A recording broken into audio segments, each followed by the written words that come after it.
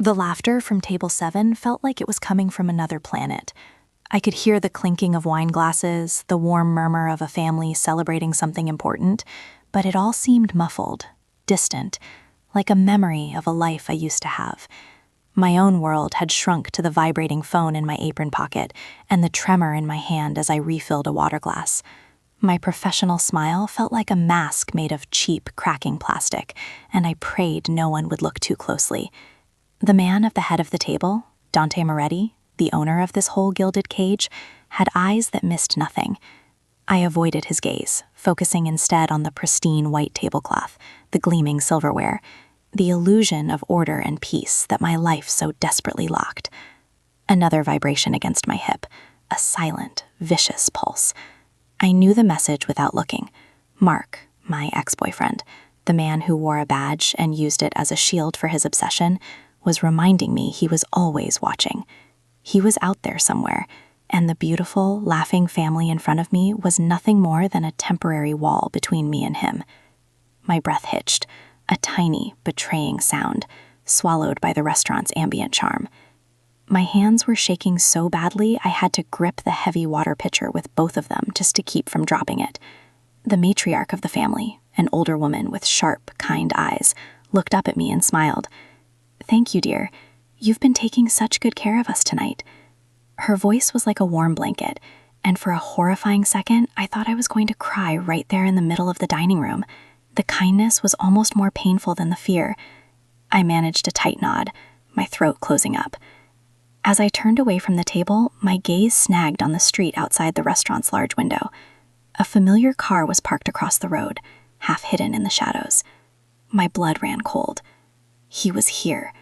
He was watching. The walls were closing in, the air turning thick and unbreathable. All the plans I had, all the escape routes I'd mapped in my head, they all dissolved into pure, paralyzing panic. It was now or never. My hand, seemingly with a will of its own, rose to my neck, and my fingers tapped the side of my throat 3 times. A silent, desperate signal I'd practiced in the mirror, a foolish last resort. The man at the head of the table, Dante Moretti, didn't miss it. While his family was engrossed in their conversation, his dark, unreadable eyes were fixed on me. I saw them track the subtle movement of my hand, the 3 desperate taps against my skin. There was no surprise in his expression, no confusion, just a sudden, unnerving stillness, as if a switch had been flipped inside in. He didn't look away, and for a moment, the entire bustling restaurant seemed to fade into a silent vacuum, leaving just the 2 of us locked in that gaze. He knew. He understood it wasn't an idle gesture. The realization was a jolt of both terror and a strange, unwelcome flicker of hope. This man was dangerous. The whole city knew it. His name was whispered in fear, his businesses rumored to be fronts for something much darker. Yet, he was the only one who saw me. If you've ever felt that kind of invisible desperation, you know what a moment like that means. It's why I have to tell this story, and if it's resonating with you, please take a second to like this video and subscribe to the channel, so more people can find stories about what happens when someone finally sees you. My shift ended an hour later. The whole time I could feel his eyes on me, a heavy, watchful presence that made my skin prickle. I gathered my things, my heart a frantic drum against my ribs, and headed for the back exit, the one that opened into the dark, narrow alley used for deliveries and trash. The air outside was cool and damp, smelling of garbage and rain.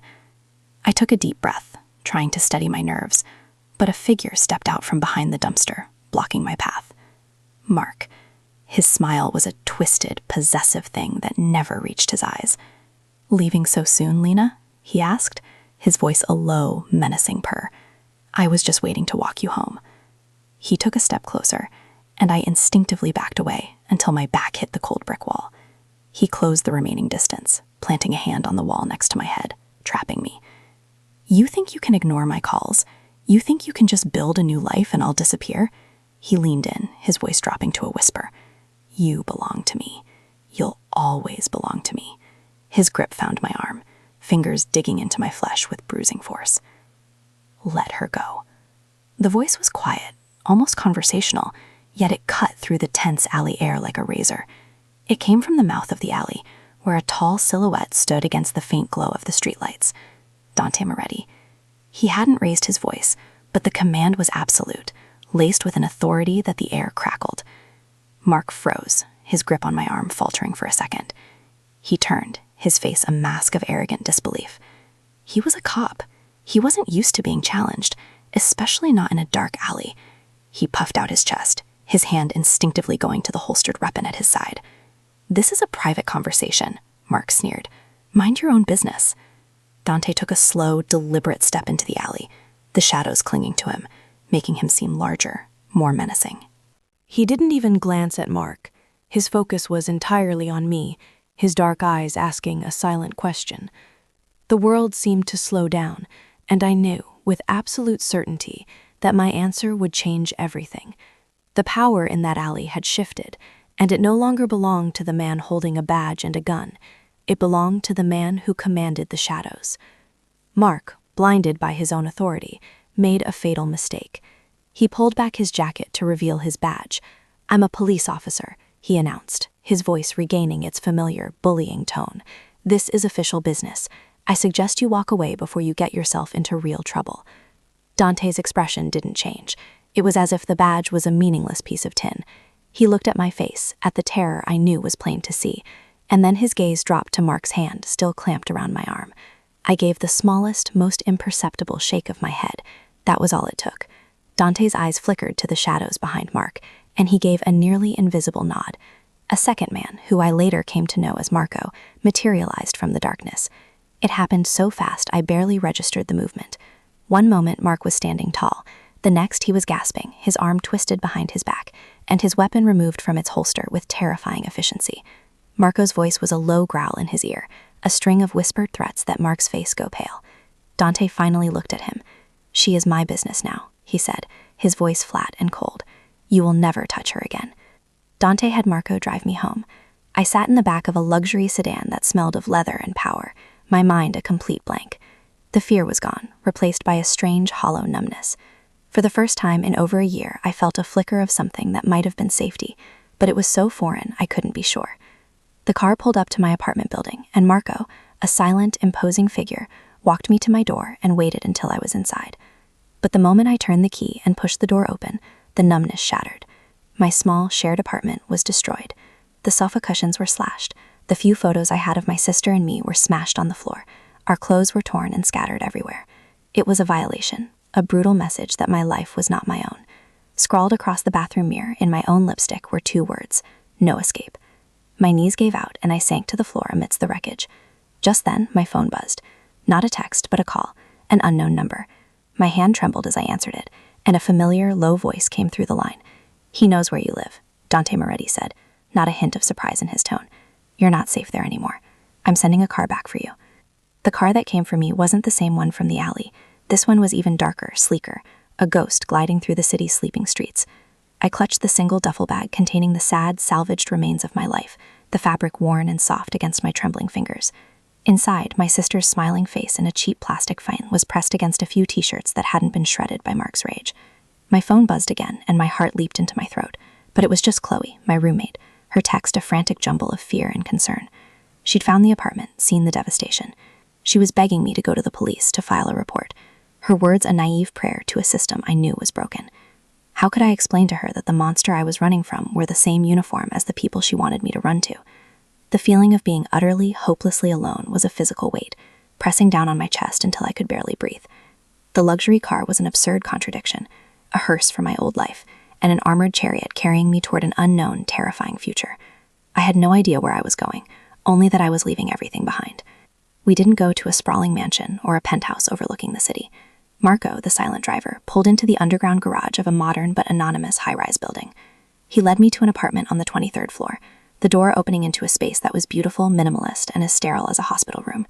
It was furnished with expensive, uncomfortable-looking furniture, and the floor-to-ceiling windows offered a breathtaking view of a city that no longer felt like mine. "You'll be safe here," Marco said, his tone flat and professional. He explained the rules with the detached air of a prison guard. I was not to leave. I was not to contact anyone with his permission or Mr. Moretti's permission. A security detail was stationed in the hallway and another in the lobby. I wasn't being protected. I was being contained. The realization hit me with the force of a physical blow. I had escaped Mark's obsession only to be placed under a different kind of control. A wave of defiant anger surged through me. "Where is he?" I demanded, my voice shaking. "Where is Dante?" Marco's gaze was impenetrable. "Mr. Moretti is handling the situation. Get some rest." Then he left, the heavy click of a lock echoing the sound of my new cage door swinging shut. The next morning, the systematic dismantling of my life continued. My manager from Il Sanctuario called, his voice thick with a discomfort that was clearly not his own. He stammered about an unfortunate incident and the need to maintain the restaurant's reputation. I was fired. The severance pay he promised felt like hush money. I knew it was Dante's command, a move on his chessboard to take me out of public view, but the humiliation burned just the same. That job wasn't just a job. It was my sister's future, our only lifeline. A few minutes later, an email from my landlord arrived, forwarded by a frantic Chloe. It was a formal eviction notice, citing a clause about disturbances and police involvement. Mark had poisoned the well, ensuring I had no home to return to. I sank onto the cold leather sofa, the panoramic view of the city mocking my confinement. I was jobless, homeless, and penniless, a ghost haunting a stranger's apartment. Every breath I took, every moment of safety I experienced was now a debt I owed to Dante Moretti, a debt I had no way of repaying and no idea what the interest would be. The silence of the apartment was deafening, amplifying the sound of my own powerlessness. He appeared that evening as silently as a shadow. One moment I was staring blankly at the city lights, the next he was just there, standing in the living room as if he'd materialized from the air itself. Marco must have let him in. Dante had shed the expensive suit he wore at the restaurant, now dressed in simple black trousers and a dark gray sweater that did nothing to soften the hard lines of his body or the lethal intensity in his gaze. He didn't bother with pleasantries. He simply stood there, watching me, his eyes taking in my disheveled appearance and the fear I couldn't hide. "I was informed you lost your position," he said, his voice a low, calm instrument that sent a shiver down my spine. It was necessary. The cold finality of his words made my blood boil. "Necessary?" I shot back, my voice cracking. "That was my life you decided was unnecessary. That was how I took care of my sister." He absorbed my anger without flinching, his expression unreadable. "Tell me about him," he commanded, his tone leaving no room for argument. "From the beginning, every threat, every broken promise, every time he made you feel afraid. I want to know everything." It wasn't a request, it was a demand for ammunition. A lifetime of being told to stay quiet, to not make a scene, fought against the command in his eyes. But the dam of my silence had been weakening for months, and his unwavering focus was the final crack. The story spilled out of me, a raw, ugly confession whispered into the sterile silence of the apartment. I told him about Mark's charm turning to possessiveness, his compliments becoming demands. I described the night I broke up with him, and he calmly told me that my decision didn't matter. I recounted the endless calls, the texts filled with twisted declarations of love and veiled threats, the unnerving way he'd appear outside my work or my apartment, just watching. I explained how he used his badge as both a shield and a weapon, isolating me from friends and making it clear that no one would ever take my word over a decorated police officer's. As I spoke, Dante remained preternaturally still, his face a mask of stone, but I saw the truth of his reaction in his hands, which were clenched into tight fists at his sides, the knuckles stark white. A muscle jumped in his jaw, a single violent twitch in his otherwise controlled facade. He wasn't just listening, he was absorbing my pain and forging it into a cold, silent rage. When my voice finally broke and I couldn't speak anymore, the silence that fell was more terrifying than my confession. Dante's gaze was fixed on something far beyond the walls of the apartment, a look of such chilling resolve that it made my breath catch. "He has tried to erase you," he said, his voice a low, lethal whisper that vibrated through the room. "He took your home, your job, your peace. He believes he can operate without consequences." He took a step toward me, and the air crackled with his contained energy. "That belief is a mistake." He stopped just a few feet away, his presence an overwhelming force. "This apartment is a temporary solution. A man like that, a man with a badge and an obsession, will not stop hunting. He has to be stopped. His eyes met mine, dark and absolute. I have a home upstate. It is completely isolated, completely secure. My mother, Sophia, lives there. You will go there, you and your sister. Her education will be paid in full until she graduates. You will not have to worry about money again. The offer was a staggering, impossible lifeline, and I immediately searched for the strings attached, the price I knew I would have to pay. "What do you want from me in return?" I asked, my voice barely audible, bracing for the inevitable. His eyes narrowed, a flicker of something that looked like offense crossing his features. "What I want," he said, his voice dropping to a dangerously quiet pitch, "is for you to be safe, and I want Detective Jensen to receive an education on the consequences of his actions." He laid out the terms of his proposal, each one a carefully constructed piece of a new life that felt both like a salvation and a sentence. I would not be a prisoner or a kept woman. His mother needed a companion and personal assistant, someone to help manage the household affairs.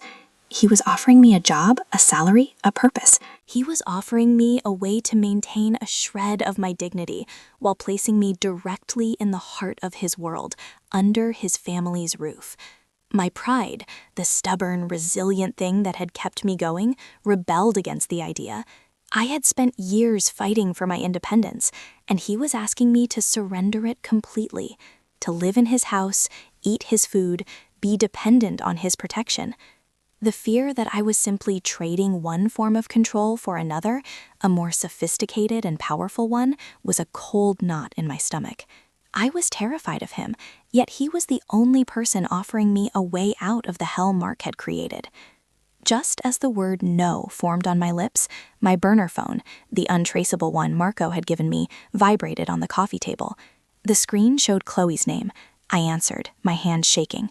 Her voice was a high, thin wire of panic. "Lena, he came back. Jensen, he was just here at the apartment." I could hear her gasping for breath, trying to control her sobs. "He didn't try to get in. He just stood outside the door. He was knocking, saying your name. He told me he knew I was covering for you. He said he knows where I work, Lena. He described the front of the coffee shop. He said to tell you that he's patient and that he's disappointed in my choice of friends." The threat was clear, cold, and utterly terrifying. He was done focusing solely on me. He was expanding his circle of terror, punishing anyone who dared to stand by my side. My blood ran cold. This was my fault. My connection to Chloe had now made her a target. I looked up at Dante, my face a mask of horror. He watched the color drain from my cheeks, his expression grim. He didn't need to hear the other side of the conversation to know that the board had changed, that my choices had just been narrowed down to one. The last remnants of my resistance crumbled into dust. My pride, my stubborn independence, my fear of his world, none of it mattered anymore. All that mattered was the sound of Chloe's terrified weeping on the other end of the line. Mark wouldn't hesitate to hurt her to get to me. He had already proven there were no lines he wouldn't cross. Keeping my distance from Dante Moretti was a luxury I could no longer afford. It was a selfish choice that would get the people I love hurt. I looked at this powerful, dangerous man who offered a fortress when all I had was a crumbling wall. He was a monster, I was sure of it, but the world was full of monsters, and I was beginning to understand that sometimes you needed one of your own. My decision wasn't a choice. It was an act of surrender. I ended the call with Chloe, promising her she'd be safe. "I'll go," I said to Dante, the words feeling foreign and heavy on my tongue. "I'll take the job." He gave a single, sharp nod, his dark eyes holding mine. There was no triumph in his expression, only the weight of a promise made and a war declared. "Marco will be here for you at dawn," was all he said before turning and leaving me alone in the silence, on the precipice of a new life I never wanted and could no longer escape. The drive upstate was a silent, surreal journey into another world. We left the city's grime and noise behind, trading it for winding country roads and ancient, towering trees that formed a dense canopy overhead. The estate wasn't a sterile fortress like the apartment. It was a sprawling stone house that looked like it had grown out of the earth itself, surrounded by acres of manicured gardens and thick, dark woods. It was beautiful, but the 10-foot iron gate and the grim-faced men who patrolled the perimeter were a stark reminder that this was just a more scenic cage. My sister Maya looked at all of it with wide, innocent eyes, whispering about how it looked like something out of a fairy tale. I saw the truth. It was a dragon's lair. We were met at the door not by Dante, but by his mother, Sofia Moretti. She was a small, elegant woman with hair as white as snow and eyes as dark and sharp as her son's. She took one look at my tense posture and Maya's awestruck face and offered a small, knowing smile. "Welcome to our home," she said, her voice warm but laced with an authority that was just as absolute as Dante's. "I am Sofia. You must be exhausted. Let's get you settled." Her kindness was a disarming weapon, and I found myself more unnerved by it than I had been by Marco's stoic silence. My new life began with the scent of lavender and old books. My official role was Sofia's companion and assistant, a position that felt both absurdly domestic and deeply fraudulent. I spent my days reading classic literature aloud in a sun-drenched library, helping her answer letters from distant cousins in Sicily, and walking through gardens that blazed with autumn colors. My sister, Maya, was enrolled in an exclusive online tutoring program to prepare her for her college applications, her future suddenly bright and limitless, a gift purchased with my freedom. Sofia was a gentle taskmaster, but her perception was razor-sharp. She saw the way I flinched at sudden noises, the way my smile never quite reached my eyes. One afternoon, while we were arranging flowers, she casually mentioned Dante's father. "He was a hard man," she said, her gaze distant. "But he taught Dante that the only thing worth having power for is to protect your family." She looked directly at me then, her meaning as clear as glass. She was telling me I was family now, a statement that felt more like a verdict than a welcome. I was being woven into the fabric of their world, whether I wanted to be or not, and I didn't know how to fight it. Dante was a ghost during the week, a powerful, unseen force managing his empire from the city. But on weekends he would arrive, his black car crunching up the gravel driveway, and the entire atmosphere of the house would shift. The air would grow heavier, charged with his presence. Dinners became tense, formal affairs. He would sit at the head of the long mahogany table, a king in his castle, and question me about my week with the detached precision of an auditor. He'd ask about Maya's progress, about Sofia's health, his inquiries polite but devoid of warmth. One evening, I found a mistake in the household accounts he was reviewing, a small overcharge from a supplier. I pointed it out, my voice steady despite the hammering in my chest. He looked up from the ledger, his dark eyes showing a flicker of surprise. A slow, almost imperceptible smile touched the corner of his mouth. "Good," was all he said, but in that single word I felt a shift. I wasn't just the fragile creature he'd rescued from an alley. He had seen a flicker of competence, a hint of the woman I used to be before Mark had hollowed me out, and for some reason that felt more dangerous than his anger. The nights were the hardest.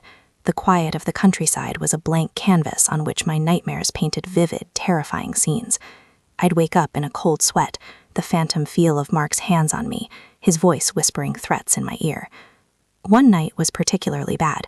I woke up with a scream caught in my throat, my heart trying to beat its way out of my chest. Desperate for air, for a different set of walls, I stumbled out of my room and into the grand, moonlit hallway. He was there, standing at the far end by the tall arched window, a silhouette against the glass. He must have been in his study and heard me. He didn't move, didn't speak. He just watched me, his presence a solid, grounding anchor in the swirling chaos of my panic. I leaned against the wall, my breath coming in ragged gasps, and he remained perfectly still, giving me space, giving me silence. After what felt like an eternity, when my breathing finally evened out, he spoke, his voice a low rumble in the darkness. "He can't get to you here, Lena." It wasn't a promise of comfort. It was a statement of fact, absolute and unyielding, and in that moment, I believed him. The illusion of a peaceful, isolated sanctuary was shattered on a crisp Tuesday afternoon. Marco arrived unannounced, his usual stoic expression replaced by a grim tension that set my teeth on edge. He and Dante, who had unexpectedly stayed upstate, disappeared into the study for over an hour. Their voices were low, urgent murmurs that I couldn't decipher the thick oak door, but the tone was unmistakable. It was the sound of trouble. Later, while helping Sofia prune her roses, I casually mentioned that Marco seemed worried. Sofia paused, her shears hovering over a blood-red bloom. "The Rinaldi family," she said, her voice suddenly devoid of her usual warmth. "They are old rivals. Vultures who circle, waiting for any sign of weakness." She met my gaze, her dark eyes holding a chilling warning. "Dante has been untouchable for a long time. They would not dare a direct challenge. She snipped the head off the rose with a vicious snap of the blades. But now, she continued, her voice dropping to a near whisper, now he has you, and they will see you as a weakness he cannot afford. The word hung in the air between us, cold and sharp, confirming my deepest fear. I wasn't a person to these people. I was a liability. My sister's laughter was the only thing that felt real. She was thriving, shedding the fear and anxiety that had clung to her for the past year like a second skin. She studied with a fierce determination, her dreams of university suddenly within reach, all thanks to Dante's blood money. The guilt was a physical thing, a constant weight in my stomach. I was a hypocrite, living in this beautiful prison, accepting the protection of one monster to escape another, and I had dragged my innocent sister into it with me. Every time she thanked me, her eyes shining with gratitude, it felt like a fresh wound. I began to pull away from everyone, creating a careful, polite distance. I performed my duties for Sophia with mechanical efficiency. I answered Dante's questions at dinner with curt, non-committal responses. I was trying to become a ghost, to be so insignificant that no one would see me as a target, as a weakness. But Dante saw everything. I would feel his eyes on me when I thought he wasn't looking, his gaze intense and questioning. He knew I was building walls, and the silent challenge in his eyes told me he was the kind of man who enjoyed tearing them down. The attack, when it came, wasn't loud or violent. It was quiet, insidious, and aimed directly at me. A small, elegantly wrapped box was found by one of the guards at the main gate, left on the stone pillar as if by a secret admirer. It had my name on it, written in perfect looping calligraphy. Marco intercepted it before it could reach the house, his instincts honed by years of navigating a world where beautiful things were often the most dangerous. He opened it in the kitchen, away from Sophia and Maya, with Dante watching over his shoulder. I stood by the doorway, my heart a cold, heavy stone in my chest. Inside, nestled on a bed of black satin, was a single, perfect white rose. Its stem had been snapped, and its petals were beginning to wilt and brown at the edges. Tucked beneath it was a small, cream-colored card. Marco picked it up with 2 fingers, his face unreadable. There was only one word on it, written in the same elegant script. Soon. My blood ran cold. Sophia had told me about the Rinaldis, about their symbols. The dead white rose wasn't just a threat, it was a promise. They were marking me as theirs to destroy. Dante's reaction was the most terrifying thing I had ever witnessed. There was no shouting, no overt display of anger. A chilling stillness descended upon him, his body going rigid, his face becoming an unreadable mask of cold fury. He looked from the dead flower to my pale, terrified face, and something dark and lethal flickered in the depths of his eyes. He took the box from Marco, and his hand closed around the fragile rose, crushing it into a mess of bruised petals and thorns without a single change in his expression. Then he turned to Marco and issued a series of quiet, clipped orders. His voice was calm, almost conversational, but each word was a death sentence. Within the hour, the number of guards patrolling the estate had doubled. New security protocols were implemented. The sanctuary had officially become a fortress. Later that evening, he found me in the library, staring out the window at the armed men moving through the shadows of the garden. "This is what I was protecting you from," he said, his voice a low growl from behind me. "This world." I spun around to face him, a surge of desperate, defiant anger breaking through my fear. "You told me I would be safe here." "Safe from him," he corrected, his voice a dangerous whisper as he closed the distance between us. He backed me toward the towering bay window until the cold glass pressed against my spine, trapping me between the night outside and the overwhelming force of his presence. Jensen was a problem I could solve, a piece to be removed from the board. This is different. He was so close I could feel the heat radiating from his body, could see the storm gathering in his dark eyes. He raised his hand, and my breath caught, my body tensing for a touch that never came. Instead, his fingers rested on the window pane, just inches from my cheek, his knuckles white.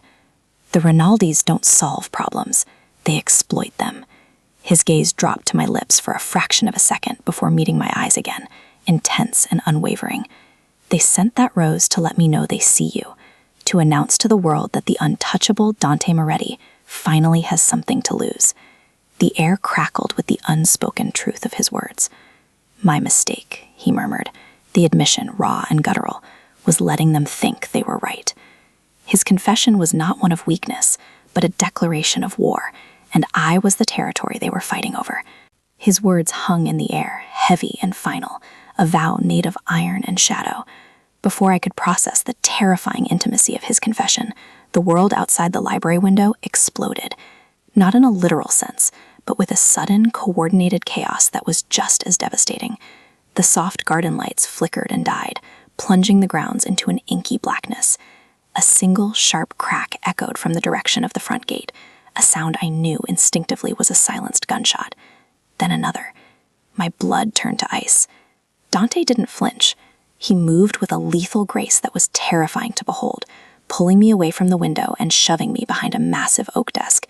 He drew a sleek black handgun from the small of his back, the metal gleaming in the sliver of moonlight filtering into the room. His body became a shield, positioning himself between me and the door. "Stay down," he commanded, his voice a low, deadly calm that was somehow more frightening than any shout. The silence that followed the gunshots was worse than the noise, thick with anticipation and the metallic taste of fear. The fortress had been breached. The monsters were no longer at the gate. They were inside the walls, and we were trapped in the dark with them. We stayed there, crouched behind the heavy desk, for what felt like a lifetime. The only sounds were the frantic pounding of my own heart and Dante's steady, controlled breathing next to me. In the darkness, he was less of a man and more of a presence, a solid wall of heat and coiled tension. I could hear muffled shouts from downstairs, the sickening thud of bodies hitting the floor, the splintering of wood. The battle for his home was happening just one floor below us, and the helplessness was suffocating.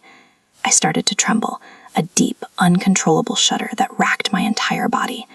Dante must have felt it, because he shifted slightly, his arm pressing against mine, a silent, grounding weight. "They won't get in here," he whispered, his voice so close to my ear that his breath warmed my skin. His certainty was absolute, a declaration of faith in his men and his defenses. But I knew this wasn't about winning a fight. It was about the message. The Rinaldis had walked into his sanctuary, into the heart of his power, and they were showing him, and me, that nowhere was truly safe. He had brought me here to protect me, and in doing so, he had painted a target on his entire family. The sounds of fighting eventually subsided, replaced by an eerie, watchful silence. Dante didn't move for a full 5 minutes, listening, waiting. I could feel the tension radiating from him, every muscle in his body primed for violence. In that charged stillness, with death potentially waiting on the other side of the door, the barriers between us seemed to dissolve. "My father," he said suddenly, his voice a rough whisper in the dark, "built this house to be impenetrable. He used to say that a man's only real kingdom is the safety of his family." He paused, and I could feel the weight of memory in his words. He was killed in his own garden, a single sniper, a business rival he underestimated. He was holding my mother's hand. He had brought me here to protect me, and in doing so, he had painted a target on his entire family.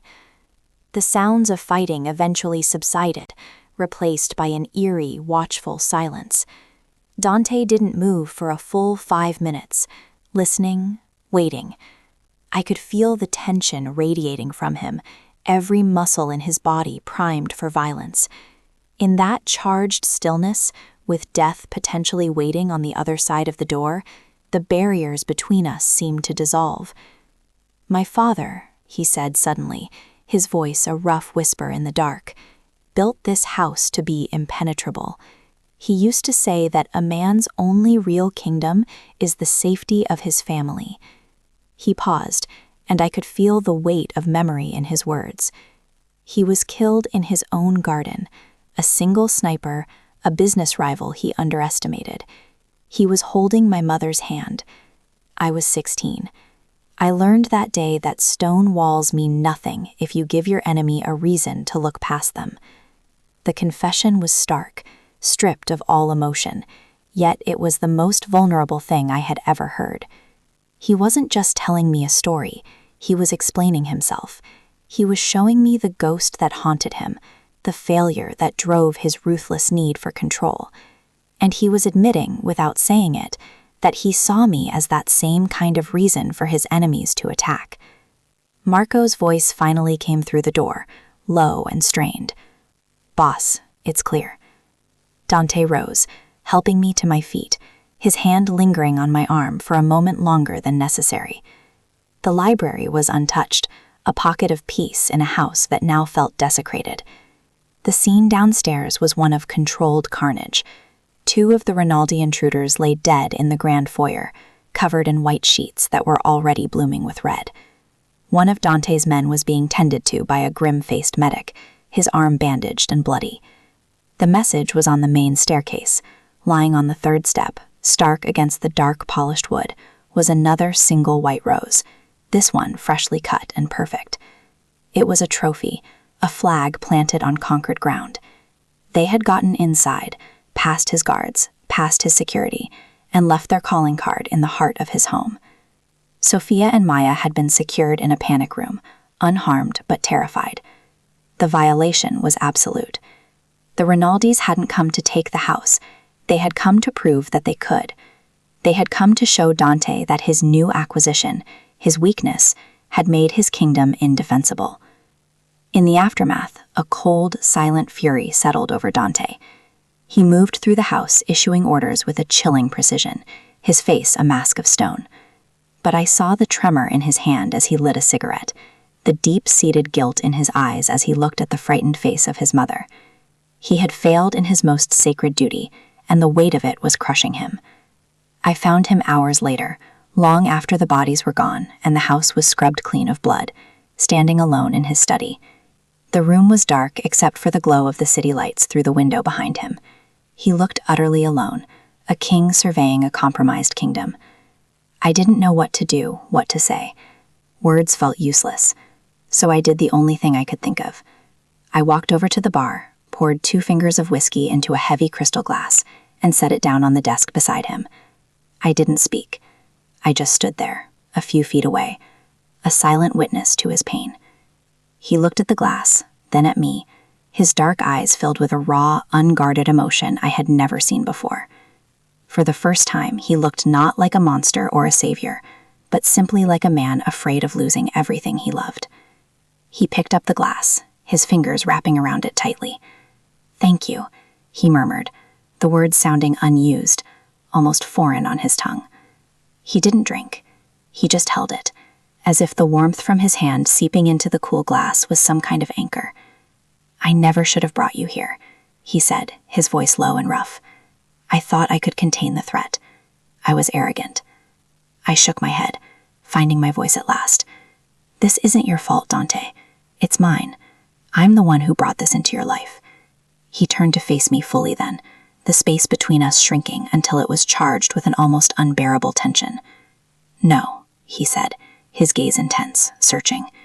"You brought nothing but courage into my life. I'm the one who lives in a world where courage is seen as a liability."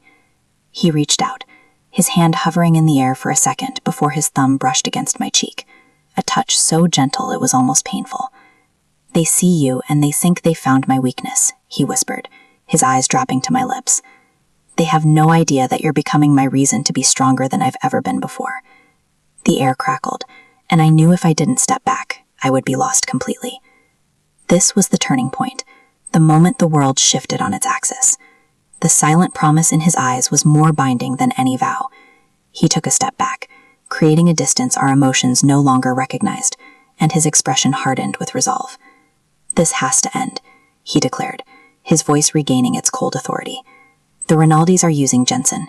They're feeding his obsession, giving him resources, pointing him at you like a loaded gun to create chaos I have to manage. As long as he is in play, you will never be free, and my family will never be safe." The police won't stop him. The system protects him. He looked at me, his gaze unflinching, and laid his soul bare. "So I will handle him, my way. It will be permanent.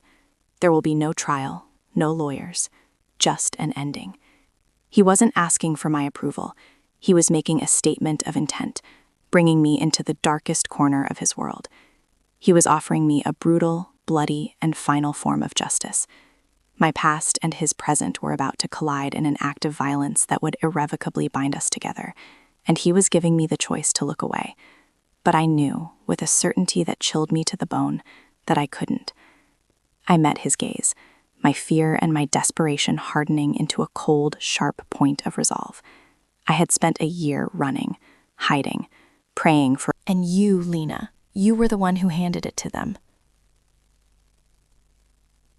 The fragile trust we had built in stolen moments, in the quiet of the library, in the shared silence of his study, shattered into a million irreparable pieces. The atmosphere in the house became suffocating, thick with unspoken blame and grief. Dante was a phantom, moving through the halls with a cold, dangerous energy, his focus entirely on damage control, and I was sure, revenge. He didn't speak to me, didn't even look at me. When our paths crossed, his eyes would slide right past me as if I didn't exist. Sophia's gentle warmth was replaced by a polite, icy distance. She still ensured I had everything I needed, but the easy conversation and shared smiles were gone, memories of a life that was no longer mine. Even Maya felt the chill. She stopped asking questions, her youthful optimism dimming under the weight of the oppressive silence. I was the source of the poison that had seeped into this sanctuary. Every hushed conversation I overheard, every grim-faced man who walked through the door, felt like another indictment. I was no longer the woman he was protecting. I was the strategic blunder he had to endure, a living monument to his greatest mistake. Sleep became an impossibility, a luxury I no longer deserved. One night, driven by a self-destructive urge, I found myself standing in the doorway of his study. The room was empty, but a single file lay open on his desk, illuminated by the moonlight. My name was on the tab. A cold curiosity, sharp and painful, pulled me forward. It was Marco's meticulous report on my life, but something else was tucked inside. A faded color photograph of a young woman, maybe 20 years old, leaning against a vintage sports car. She had a defiant spark in her eyes that were the same haunting shade of brown as Dante's. I turned it over. Scrawled on the back in what I recognized as Dante's handwriting were 3 words: Isabella, never again. The air left my body in a painful rush. This was her. The ghost. The past failure he was trying to exorcise. It all clicked into place with horrifying clarity. He hadn't seen me in the alley that night. He had seen her. Every protective gesture, every moment of perceived connection, it wasn't for me. I was just a stand-in, a chance for him to rewrite history, to save the ghost of a woman he'd already lost. The realization was a deeper betrayal than any accusation, a final, cruel annihilation of my worth. Armed with that devastating truth, my course of action became brutally clear. I was a liability, a ghost haunting a man who was already haunted by another. To stay would be to invite more bloodshed, to chain him to a past he was desperate to escape. My presence was not a comfort. It was a constant, throbbing reminder of his vulnerability. Protecting him, protecting Sophia and Maya from the fallout of my existence, required one final, absolute sacrifice. I had to vanish. In the sterile quiet of my room, I wrote 2 letters. One for Maya was a tapestry of lies, a story about a sudden job offer too good to refuse, a promise to send for her soon. The second, for Dante, was short and sharp, the only truth I had left to give. You were right to see me as a weakness. I am releasing you from the burden of my safety. I packed nothing, taking only a small roll of cash and the burner phone. Slipping out of the house was surprisingly easy. The guards were all facing outward, watching for the enemy, never imagining the threat was already walking out from within. Every step I took away from that stone fortress felt like I was carving out my own heart, the ultimate act of love, a final, complete self-erasure.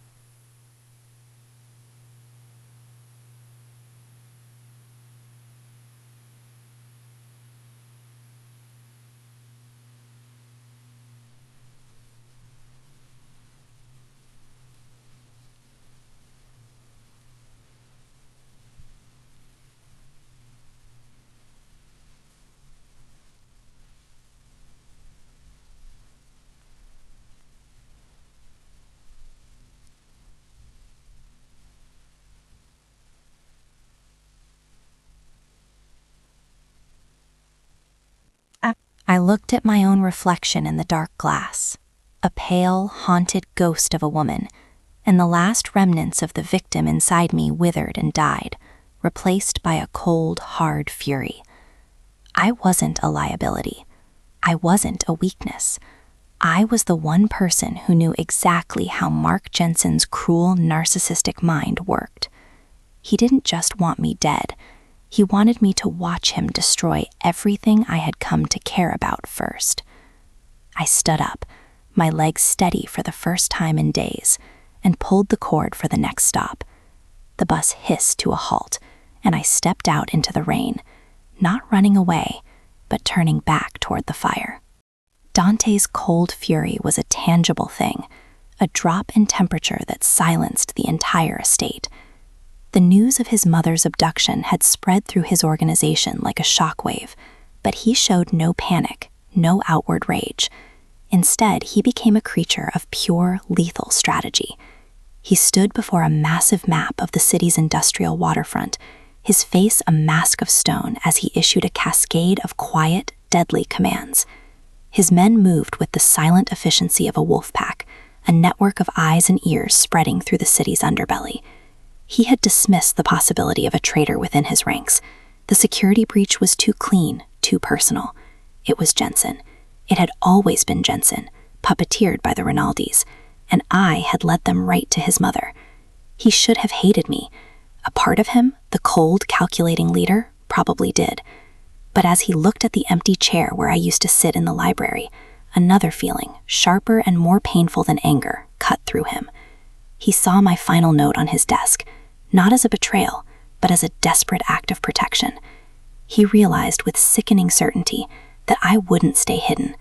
I would walk straight into the trap, and he was in a race against time to stop both his enemy and the woman he'd driven away.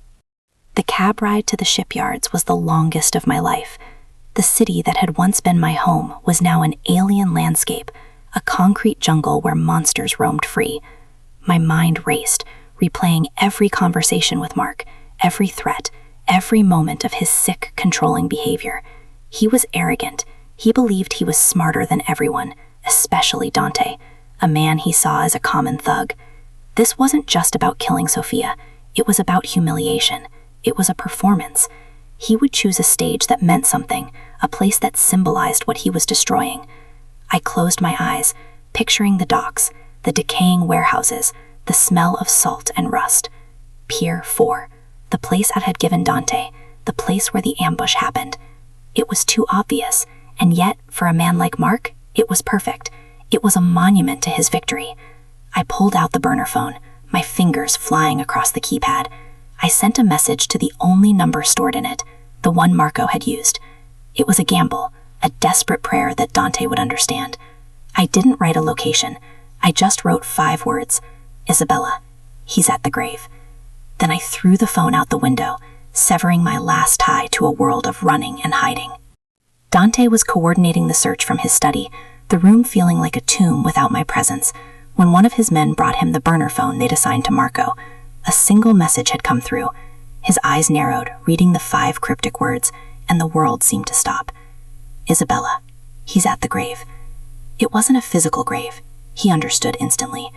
Isabella, the ghost in the photograph, had died because his father had underestimated an enemy, a mistake that had cost him his own life at the old Moretti shipping office on Pier 4, the birthplace and the tomb of his father's reign. The Rinaldis, with Jensen as their instrument, weren't just attacking his present, they were desecrating his past. My message wasn't just a clue, but an act of profound, intimate understanding. I had seen his deepest wound, and knew his enemy would try to pour salt in it. He looked at the map, at the swarm of his forces converging on the wrong locations based on logical intelligence. "Pull them back," he commanded, his voice a low, dangerous growl. "All units converge on the old family office, Pier 4, now." He was betting his mother's life, my life, and the future of his entire family, not on surveillance or informants, but on the intuition of the woman he had so wrongly accused. The air inside the abandoned office was thick with the dust of forgotten decades and the metallic scent of decay. Mark stood in the center of the cavernous room, his arm wrapped around Sophia's fragile shoulders, the barrel of his gun pressed against her temple. She was pale, but her eyes, so like her son's, burned with a defiant fire. "Here she is," Mark called out as I stepped through the doorway, his voice echoing in the vast empty space. "The guest of honor, come to watch the final act." He was high on his own power, his face flushed with a manic glee. "He thought he could take you from me, the great Dante Moretti, but he's just a man, and all men have a weakness. His just happens to be his mother." He gestured with the gun toward Sophia. "And you, he broke his own rules for you, did you know that? He made himself vulnerable. He wanted me to see my guilt, to feel the weight of what I had caused." I met Sophia's gaze, and in her eyes I saw not fear, but a silent command to be strong. I took a step forward, drawing Mark's attention fully onto me. "You're right, Mark," I said, my voice surprisingly steady. "He was weak, but you're weaker. You need to borrow other people's power because you have none of your own." His face twisted in a snarl of fury, his ego pricked. It was the opening I needed.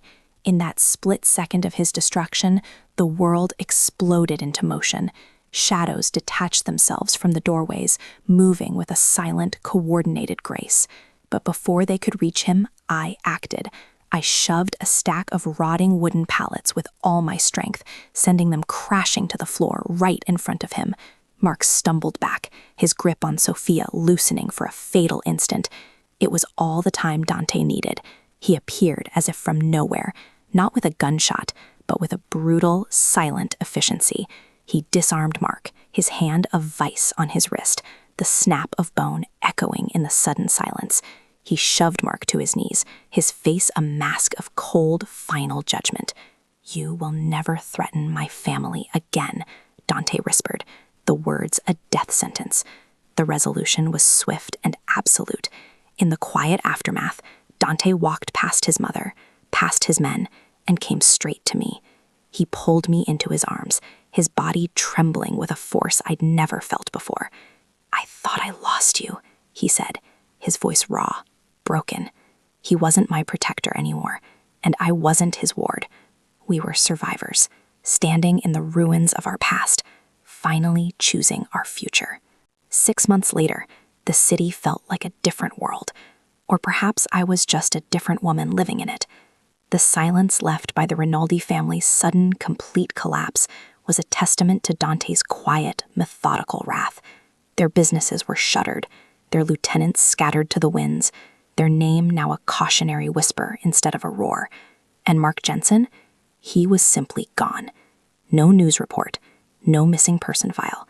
He had been a ghost haunting my life, and Dante had exorcised him, erasing him so completely it was as if he had never existed. I no longer flinched at the sound of a vibrating phone or scanned every street corner for a familiar car. The weight of constant fear had been lifted so gradually I almost didn't notice, until one day I found myself laughing, a deep, genuine laugh, and realized I hadn't felt its echo in years. I wasn't just a resident in Dante's home anymore. I was a partner in his world. He had given me the capital to open a small bistro in a quiet neighborhood, a place I named Seconda Casa, second home, where I hired women who, like me, just needed a safe place to start over. It was my sanctuary, built on the ashes of his vengeance. The sprawling estate upstate was no longer a gilded cage. It was simply home. The gardens, once a symbol of a breached fortress, were now my refuge. I spent afternoons there with Sophia, her hands steady and sure, teaching me how to cultivate life from the soil. We never planted white roses. Instead, we filled the beds with vibrant reds and sunny yellows, a riot of defiant color against the memory of what had happened. Maya was flourishing at university, her voice on our weekly calls bubbling with stories of new friends and challenging classes, the shadow of fear completely gone from her tone. She was free, her future a bright, open road, paved by a man she called her brother. One afternoon, Sophia and I were sitting on her favorite stone bench, watching the sunset paint the sky in hues of orange and purple. She took my hand, her grip surprisingly strong. "He never brought a woman home before you, Elena," she said softly, her dark eyes filled with a profound gratitude. "He thought love was a war you could only lose. You taught him it was the one battle worth fighting." In her words, I heard the final, unconditional acceptance I had never known I was so desperate for. The nights were no longer a territory of nightmares. They were quiet and filled with a peace that seeped into my bones. Dante had changed. The cold, controlled mask he wore for the world would crumble the moment he walked through our door. The lethal stillness was replaced by a gentle weariness, the burden of his empire momentarily forgotten. One evening, I was hunched over the bistro's weekly accounts at the massive desk in his study, a frustrated sigh escaping my lips as the numbers refused to align. He came up behind me silently, and I tensed for a moment, an old reflex from a forgotten life. Instead of words, I felt a feather-light touch on the side of my neck. 3 soft, deliberate taps. The signal that had once been a desperate scream for help in a world of strangers was now a silent, intimate whisper between us. It meant, I see you. You are safe. You are home. I leaned back against his chest, my head resting on his shoulder, and he wrapped his arms around me, his chin resting on my hair. We didn't speak. We didn't need to. In the quiet of the study, surrounded by the shadows of his power, we had found our own language, one spoken not in words, but in a shared, unbreakable peace. Looking out from the library window, the same window where he had once trapped me between his body and the cold glass, I no longer saw a beautiful prison. I saw a life. Our life. It wasn't a fairy tale, and he wasn't a prince. He was a dangerous man who had taught me that sometimes the only way to fight monsters is with a monster of your own. He carried the weight of his choices, and I carried the scars of mine, but together we had forged something real from the wreckage. We had built a family, not of blood, but of loyalty and a fierce, protective love. The cycle of pain I had been trapped in was broken, its power dissolved by a man who saw my silent signal and chose to answer. He had used his strength not to control, but to liberate. My story is a testament to the fact that even when you feel completely invisible, someone might be watching, ready to see the truth of your courage. Believing that and sharing these stories so others can find that same hope is how we light up the darkness, one person at a time. It's a reminder that everyone deserves a second chance and a safe harbor to call their own.